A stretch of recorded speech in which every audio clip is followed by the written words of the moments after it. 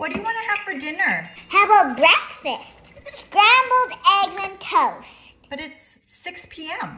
They say breakfast is the most important meal of the day, you know. Okay.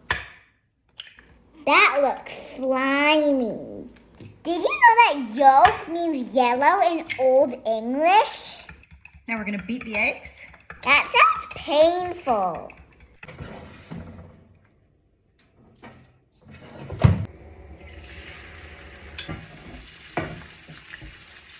Did you know that humans have been eating eggs for 6 million years? Your dinner is ready. Thanks, Mommy. You're welcome.